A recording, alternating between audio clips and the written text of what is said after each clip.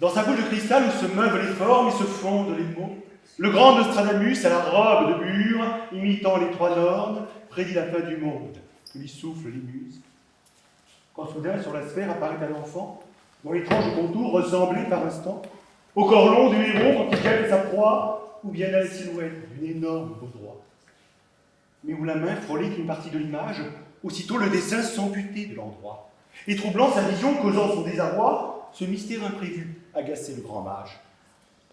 Quelle est cette magie qui s'éteint sous mes doigts? Ne suis-je pas connu pour sonder l'impensable? Il me faut aujourd'hui faire ce que je me dois, de ma boule enchantée, ôter ce grain de sable. Mais ces passes savantes et ces incantations n'avaient aucun effet sur cette aliénation.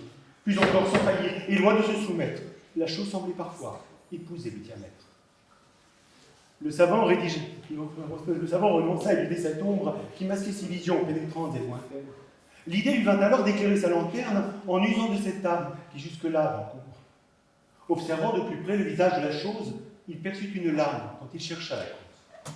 Car le fait est stable et s'avérait patent depuis la sombre époque, le seuil du Jonathan. Le pouvoir séparait le père de son enfant. L'un désirait l'argent, quand l'autre aimait l'amour. Le premier était froid, le second était vent, et la larme perlait sur la joue de velours.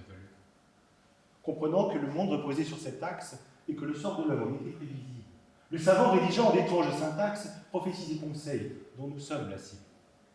Car aujourd'hui encore, s'engeant de la tristesse, l'enfant souffre d'amour et le père de richesse. Dans le cœur des puissants se transmet la froideur qui permet au suivant de voler son bonheur. Quand il eut terminé ses écrits substantiels, le grand mage épuisé s'assoupit sur sa chaise. C'est alors qu'une main tendrement lui caresse sa barbe résonnante, comme on touche le ciel. C'est la main d'un enfant, qui sans larmes et soupire.